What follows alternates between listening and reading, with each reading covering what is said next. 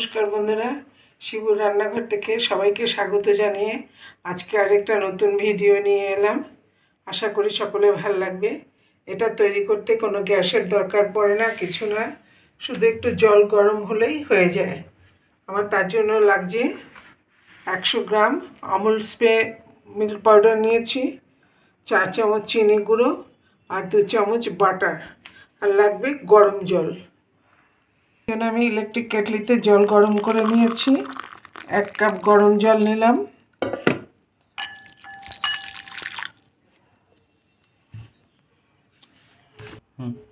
চিনি গুঁড়ো, এটা যার যার নিজের উপর ডিপেন্ড করে মিষ্টিটাকে কীরকম দেবে তার উপরে।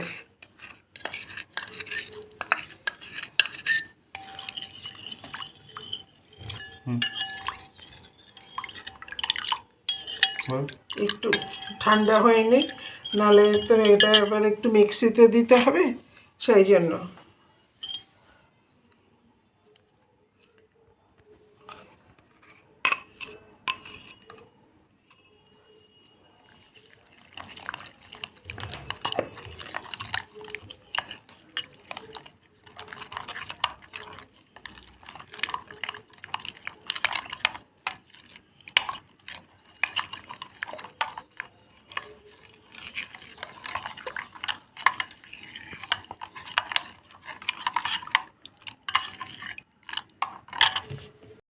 এবার এটা একটা মিক্সির জারে ঢেলে নিলাম।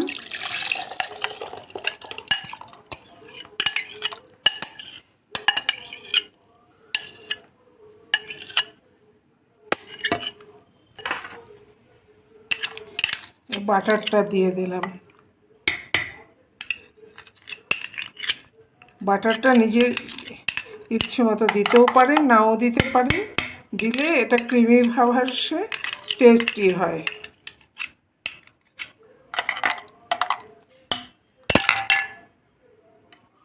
হ্যাঁ, একটু ঠান্ডা হয়ে নিক, তারপরে মিক্সিতে দিয়ে ঘুরিয়ে নেব। গরম তো দেওয়া যাবে না।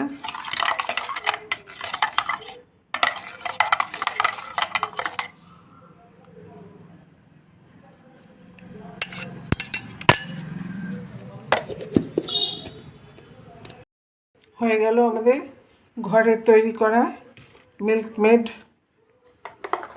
বা কনডেন্স মিল্ক।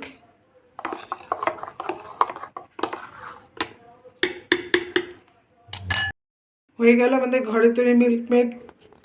যদি আপনাদের ভালো লাগে আপনারা ঘরে করে খেয়ে দেখবেন। এটা আইসক্রিম, কেক, নানান কাজে লাগে।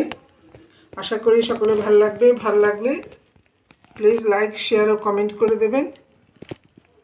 আজকে এখানেই শেষ করছি, পরবর্তী ভিডিও নিয়ে শিগগিরই আসছি। সবাইকে ধন্যবাদ জানিয়ে শেষ করলাম।